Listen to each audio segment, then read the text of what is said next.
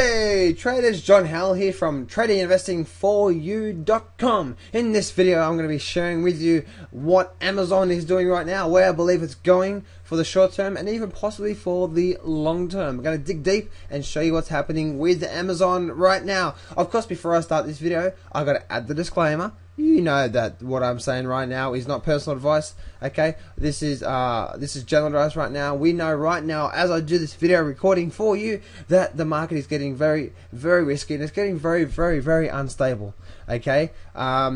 Things are getting very unstable, and sometimes the best thing to do in the market is not trade at all, okay? And so that's what what I actually recommend a lot of you be doing right now is actually not be trading for the next week or two. Just stand back and see what's going to happen in the markets, okay? Is it going to start pulling down? Is it going to continue up? Let this market sort itself out, because after the fiscal cliff deal, early on, sort of the first or second day into the year, after that deal, the market's sort of been really, really weird lately. Okay, it's been really, really weird. So sometimes pull away, don't trade, and see what the market's doing, and then go in. And then once the market's getting back into rhythm again, that's when you should be getting in. But if you are looking to trade, let's see exactly what's happening with Amazon. Right now, we're looking at a weekly chart up here, okay? Looking at a weekly chart up here. And the first thing we do see on a weekly chart is that we're in a big, massive channel through here. Or should I say support line. This big support line through here. Massive support line. And if I create a little parallel trend line, we can see we're also in a bit of a channel as well too, on an overall big basis there. Big, massive channel to the high side. Now what has happened on a recent basis, the markets ran up, hit this resistance here. Let's actually zoom in so you can see this better. Run up, it's hit this resistance through here. Bounced up, came down, found support, ran back up, came down the exact same level here and found support again, and now it's run back up.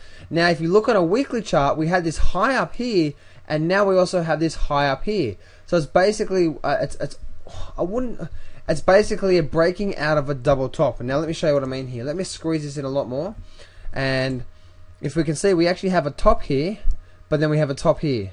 The market did reject, okay? The market ran up, it opened, it ran down, and now it's coming straight back up, and now it's happened, it's gapped up, and now it's just gone up just a little bit through here. That's on the weekly chart, alright? So it's showing double top. Now we're breaking out of the double top. We should actually start to see a lot more high side from that. But here's what I see on the daily chart. Let's go for the daily chart now.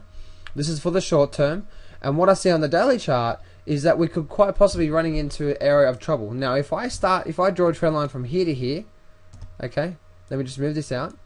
If I draw a trend line from there to there, okay, so from there to there, and let's just copy that as a parallel trend line and bring that up through there. Let's actually see what's going on through here, and as we can see, if I bring that up through there, we can actually see a lot of things, right? We can, if I bring this down, okay, and let's zoom this out a bit more, we can actually see, if I bring this up just a little bit more as well too, probably through there somewhere, that'll be it through there. What we're seeing right now is that Amazon, short term for Amazon is actually where? Amazon is at the top of the channel, right?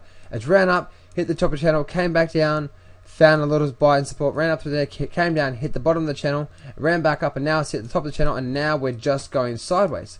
Plus what we see here is we actually see, what do we see here?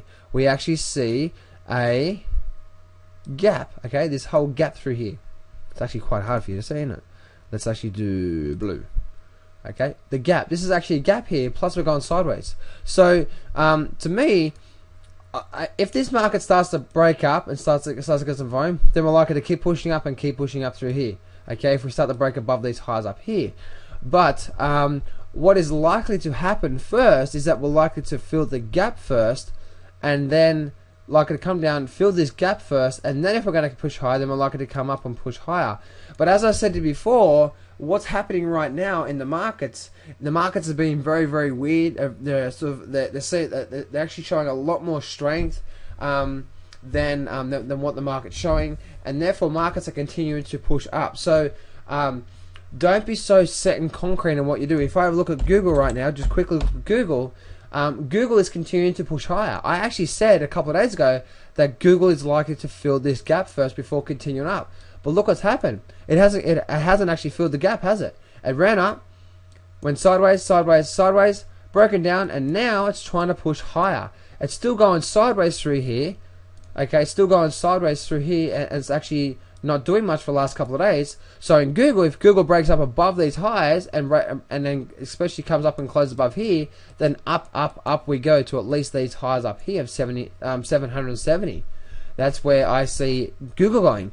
But if we do start to see the market reversing, opening, coming back down and closing below this support line through here, this one through here, let's do a different, this support line through there, then I do see if Google does that, then down we should go to at least this support line and close this gap through here. So that's what we'll see on Google. But once again, I said Google's likely to close the gap first before it continues up, and that's exactly what has not happened. The markets continue to turn around and continue to push higher, and away we go. So the markets may not fill the gap straight away, but the markets seem a bit sort of unsettled right now. I'm not sure if it's just my viewing of the charts, or the way I'm looking at the charts, or what do you think? What do you guys think? I see this market, it seems very weird right now. This market seems very unstable right now, and so going back there, then going back to Amazon.